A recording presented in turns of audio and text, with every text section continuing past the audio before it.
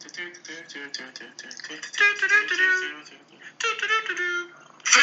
Friends. Alright, yep, that's right. This week, video coming at you again, the Fantasy Friends. We're back. It's week 5. We have a lot to talk to you about today. Let's get started with our power rankings. But first, we have an announcement to make. Oh, yep, big news. Alright, so we got a new member in our league. Congratulations. Welcome, Ted. We hope you have a fun season and hope you can turn around Thomas's team. But probably won't be that fun because you have Thomas's team. But hopefully it'll be alright. Yeah. Alright, now, in honor of our new member, who's a bit new to fantasy, we are having this lesson be the Fantasy Lessons episode. During our power ranking, we're going to look at each team, and from each team we're going to figure out a good lesson to derive from that team that we can teach to Ted and maybe also the rest of our viewers. Yes, definitely. I think everybody can learn something every week. Everyone can definitely learn something. That's lesson number 1. Not anybody ranking thing. Learn a new thing each week. Yes. Alright, so, to start off our power rankings at 12, we have Jack. Yes, Jacked Off is at 12, and his lesson is Kind of relates to him being at 12. Yeah, injuries happen. Injuries happen, especially if you're Jack. Yeah, so pretty much injuries happen. You got to keep your head up and just hope that they don't happen as frequently as they've happened to you. Yeah, figure out some plans for that. Jack obviously started out the draft with Saquon. Did not work out well. Had Cam. Did not work out too for well. multiple weeks now. Leonard Fournette, traded for Leonard Fournette. That also had an injury. You know, sometimes it hits more than others, but yeah, injuries are definitely a factor in fantasy and something you got to pay attention to. All right. You might have been able to hear. We have your guest star Bobo on the podcast. Yeah, Bobo in the background. So. All right, and then now let's get to number 12. Us. And that is number 11. Oh, number 11. You're right. Is our new member and Ted with the 1972 Miami Dolphins. Taking over for Thomas's roster. Yes. And our lesson actually kind of relates to that. Our lesson is don't be Thomas. Yeah. Yeah. It's a pretty good lesson. Don't be Thomas. So basically, you're gonna want to have a good attitude about things. You're gonna want to not be a poor sport. Yep. But also, just have fun and take things as they go. Take things as they happen.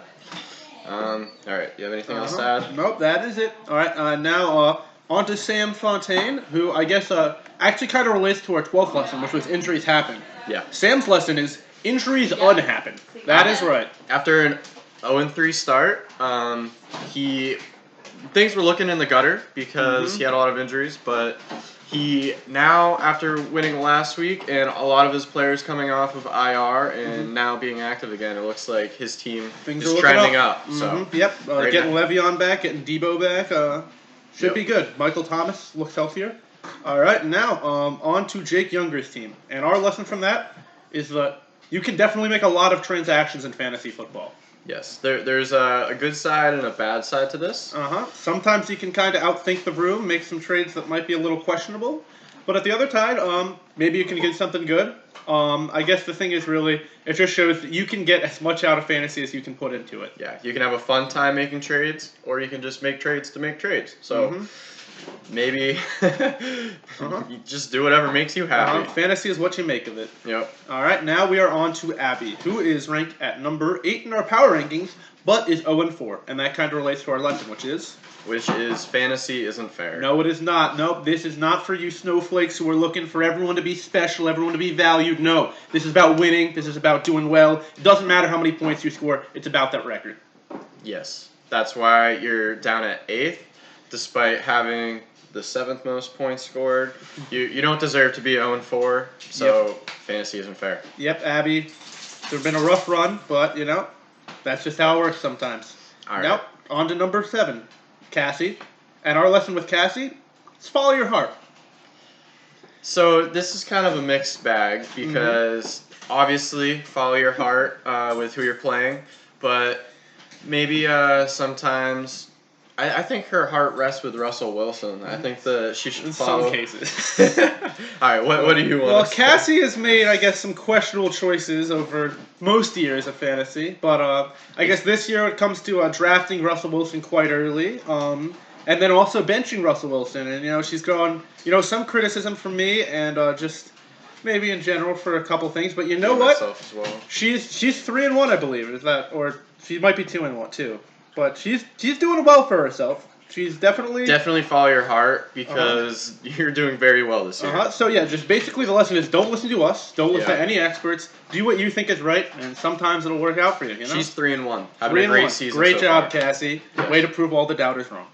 Okay, lesson for Sam Nathan, ranked at number 6 in our power rankings.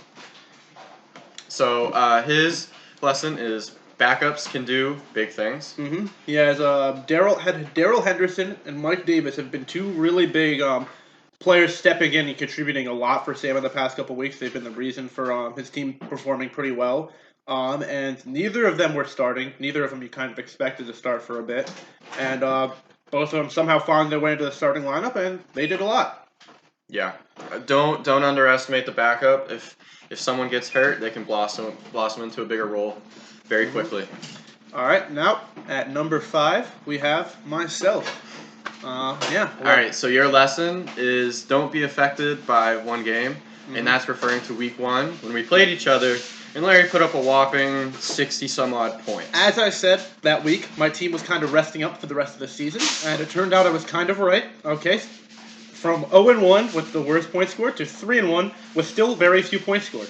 But the point is that you can really kind of turn it around. Don't get too down by one game. It can still be still can work out for you. All right, now on to number 4, which is Lindsay Wright. All right, so this one was a pretty easy lesson. We're gonna it basically is just Josh Allen is good. Yep, Josh Allen is good. Don't sleep on Josh Allen. He is the truth. He is young. He is developing, and he will be a force in fantasy football. Also, it is a lesson to show it's very hard to think about unique lessons for each team. Okay. Yeah, a lot of these lessons apply to multiple teams, but I would say Josh Allen being good is a pretty good lesson. And yeah, just don't sleep on Josh Allen. As long as he's playing, put him in your lineup. All right, and now at 1, 2, and 3, we actually have a 3-way tie for first. That's right. Couldn't make up our minds between us, so we got all deserving teams, honestly. We got Team Ben, Team Jake, and Team Michael all tied together at the top. And let's just start out with, I guess, the lesson for Michael's team.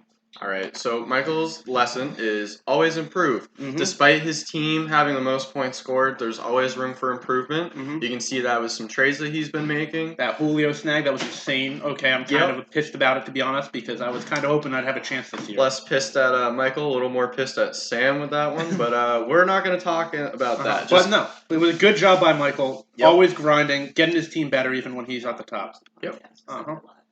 And then we got... lesson for you. So, what is my lesson? All right, your lesson. Pickups matter. All right. Yes. Beginning of the year, Jake had a great pickup with James Robinson. Dude's now probably top 15, probably running back, maybe even higher on the year. He's ranked 6 right now. 6 performed, yeah. And so basically, he's done a lot for your team. Yes. Made up for some issues with other running backs. Kenny Drake. Yeah, Kenny Drake. Do a little better. Yeah, James Robinson definitely has been my lifeline this year, and without him, I would not be 4-0. And he didn't get that from the draft. He got that from a pickup. Yeah, free agent pickup. So, yes, waiver wire is good, but don't be afraid to stash someone that you see with a lot of potential and upside on your bench. And now, for our top pick, we have Ben. Yep. And, tied for top. And for Ben's lesson, we have depth. Depth so, matters. Ben is currently 3-1, and somehow, despite having so many injuries, and that's because he's always kept a bench with good depth. His entire bench basically had people who were out for the week 1 week. I think he still might have lost actually, but his team put up points. His team's been doing well every single week despite these injuries, and that's kind of what you need in fantasy football sometimes, just people to pick up the slack. And Ben's did a great job to do that, and that's why he's tied for first in our power rankings. Yep. So that is it for our power rankings of week 5. And we have a special next segment. Well, normal next segment, special guest. Yes. So what are we calling this one again? We are calling this fantasy matchup predictions with eggs. It's the excellent matchup prediction. You're right. The excellent matchup prediction sponsored by Eggland. And we have our special guest, Egg Maker, Lindsay Wright. gonna want to crouch for this one. All right. So, all right. When we got the matchups, let's just look at the first matchup, which is actually between the two people sitting right here, me and our special guest. And I'm gonna do my best. But what's your prediction, Lindsay? I'm taking myself in this one. And we are all doing the same. I am also taking you, Lindsay. And I am, this but I'm hoping hinges- we're wrong. This hinges on if Josh Allen and if the Bills Titans game gets played on Monday, Tuesday. I don't even know Whenever at this it gets point. played. But if it doesn't, it's gonna be closer. But I still have Jimmy G. Lindsay. Yeah, I think Lindsay's team's really good. I'll give her props, even though I'm gonna end up somehow winning this. All right. And then next matchup we've got the Sam Ball, very Yes. highly anticipated matchup. Yes. Seeing who really honestly is the best Sam, just in all kinds of the personality. This isn't just fantasy anymore. This is about actually proving who is a better Sam. And I think that the better Sam is going to end up being us. Let's hear from You're the right. guest We first. should hear Let's from the hear from the guest guest first. Oh yeah, I'm picking Sam Fontaine in this one. And we are doing Have you this. been looking at our Yeah. matchups. No. All right. We also have both Yeah, we picked Sam both Fontaine. think that Sam is a better Sam. And that's kind of how it goes. It's just really about the cancellations kind of screwed up Sam Nathan's Yeah, lineup. Sam really Nathan depends on a couple Broncos. bad. A lot of Broncos, and then also Hopefully he takes a them out Bill of or his two lineup. as well. Yeah. So yeah, it's going to be a rough one, but I think if you can pick up some depth, Sam, maybe you can make a run for it. But you actually can't because we As Sam Fontaine getting back to 2 and 3. Nice job, Sam. Bad job, Sam. All right. So next we have Ben Salfer and Jake Younger. Lindsay. I picked Ben in this one. Yep. The Paraplegics, great name by the way. Yep, and we picked Ben as well. Yes, we both picked Ben. It was Again. So here's another caveat. Michael Thomas is questionable for probably the third straight week. He's been held out the last 2 weeks. Reports are saying that he's probably going to play on Monday night. But if he doesn't, Ben doesn't have. He's Emmanuel Sanders. I don't care. That doesn't really help much. I think it doesn't matter if Michael Thomas plays or not. To be honest, well, it matters actually. The only way I see Ben losing is if Michael Thomas plays, it does nothing. I think that if Michael Thomas is out or Michael Thomas is in and plays, I think that Ben will probably be fine as long as Yeah. there's not any magnificent I have performance. Ben safely, but as well, Michael Thomas is just an asterisk to keep an eye on. It is something to keep an eye on. All right, we got Abby and Ted next, our new player versus our unlucky player. And who do you have, Lindsay? I went ahead and I picked Ted on this one. We unfortunately to Abby did the same. I thought it was going to be very close, but just having Devontae Adams on bye right now, I think is kind of hurting Abby a little bit. Just makes her receiver core just a little bit worse, and I'm not sure she can keep up with Ronald Jones and the rest of Ted's firepower. Yeah, this is another one that hinges on these COVID games because Derrick Henry is in Ted's lineup. That is actually a good. I think if Derrick Henry doesn't play this week, I think that Abby. Well, actually, Devin Singletary. never mind, No backup because running back. Devin Singletary and Derrick Henry are in the same game. So if Derrick Henry doesn't play, then Abby's running back doesn't play. So I think that Ted's gonna win. Sorry, Abby. All right. Next matchup we have Juju Knows What's Up versus Jacked Off. Cassie and Dre. All right. Lindsay. This was a pretty easy pick for me based on performance so far by Jack's team. It's gonna have to be Cassie this week. What are you referring to? Yeah, we're talking to Keyshawn Vaughn. Yeah, with great the performance. -0.5 points. Maybe we should have played Leonard Fournette instead. That's the kind of roast that we love to Yes, see here great on job. Fantasy This is why you're an Friends. excellent guest. Yes, an excellent guest. Presented by Eggland, by the way. Yeah, shout out to Sorry for the Eggland. roast. But also, Keyshawn Vaughn, great performance. Did his best to really put up almost as close to 0 as possible while not hitting 0. That's what you'd like to see in a league where you're trying to get the least points. Yeah, All we right. should do that sometime. Now, on to our. We both have Cassie as well. Yeah, we both have Cassie. Sorry, Jack, but negative points from whenever you were starting running backs. Not good. All right, now our final matchup between two of our kind of highest scoring, top power ranking players. We have Jake Wilder versus Michael, and multiple scoregasms. Lindsay. Yeah, so this one was probably the most difficult matchup for me. I think there are some uncertainties on either side, maybe with Jarvis Landry and Kenyon Drake. but Mhm. ultimately, Uncertainties. Psh. I, It's certain that he's going to score about 9 points. Just kidding. Continue. Sorry. I did pick Jake W on this one. It Oh, was nice. my most uncertain one. Yeah, that is a tough one. I'm very We- confident. I think that Michael's team, I would rank him higher than my own team if I was the only undefeated team remaining.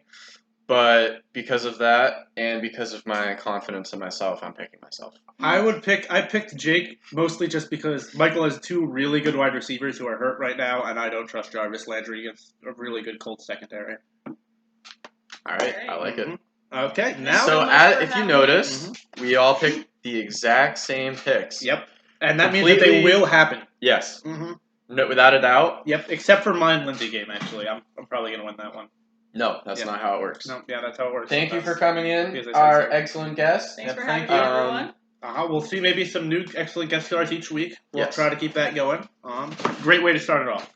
All right, now, We are on to this our is the segment everyone's waiting for. Yes, The this is cash where we segment. make you some money. Mhm. So We got the DraftKings lines of the week. DraftKings lines of the week. Yep. All right. So last week, I'm not gonna lie, I had some very, very weak lines. I hope you didn't put money on this guy's picks last week. The only thing you should put money on for me was Carson Wentz scoring the first touchdown in the Eagles game. That one would have helped you out, but didn't mention We that. don't talk about that here. We talk about straight up. We talk about lines. Yeah, the things that I get wrong. Yes. And I did only hit one. You hit three. So now I'm down 9 points. I have 11 points, so I'm up by 2. But I'm looking to come back this week with some great matchup predictions. For my underdog, I picked the Jacksonville Jaguars plus 5.5 against the Texans. This is mostly an anti-Texans pick than anything else. New coach, 0-4. I don't really like any team having plus 5 with those conditions. I respect that. I also like that pick. However, my pick is the Raiders plus 11.5 against the Chiefs. They let me down last week. They were my only mistake last week, picking the Raiders against the Bills. And very close. They came back, almost won the game, It was right? close. But I don't know if they could have won, but they could have. my reasoning for my underdog being the Raiders at plus 11.5 is I just think that that's a lot. That's a lot of points, and I think that the Raiders, if anything, are going to lose by 10, and I don't see them beating the Chiefs, but I just hope that it's less than 11.5. Mm-hmm. And all right, now let's get on to the overdogs of the week, the teams that are favored to win. And my overdog is the Arizona Cardinals for one very, very simple reason. They play the Jets. Okay, Yeah. on to your pick. The Jets stink. All right, I picked the Seahawks for the opposite reason, very simple reason. The Seahawks are really good. That is a good reason, too. Yep. So, and minus 6.5, and they are playing the Vikings, who have struggled lately. I do think that the Vikings are going to perform better than they have been performing, but Russell Wilson's cooking. So, let's get to our locks of the week. All right. Where we guarantee you some money. Guaranteed. I even hit half of my lock last week with that bad week of prediction. And this week, my Is that lock... because it was a push? It was a push, yes. Okay.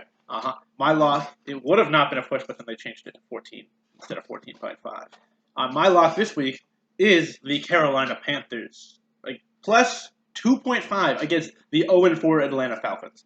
The Panthers have been hot. They're 2-0 in the past 2 weeks, and they're playing against a very bad team, poor secondary. I don't see how they possibly should be unfavored, apart from the fact they're away.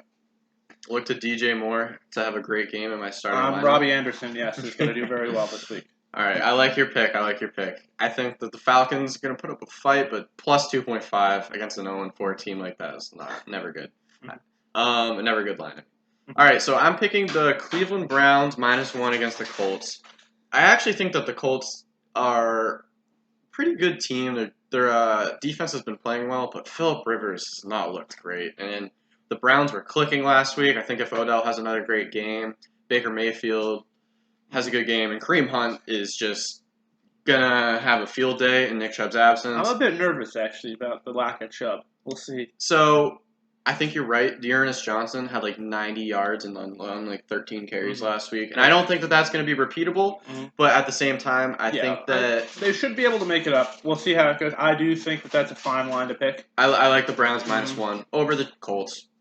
All right, and those are our lines of the week. All right, hopefully hammer those, unlike you did last week. Hopefully, also. If you listened to me, then you would have made some money. So on most of them. most of them. All right. All right. Well- Yep, those are our lines, and that is our show. Yep. So thank you for tuning in, and we We hope are- to see you next week. Signing off. Goodbye.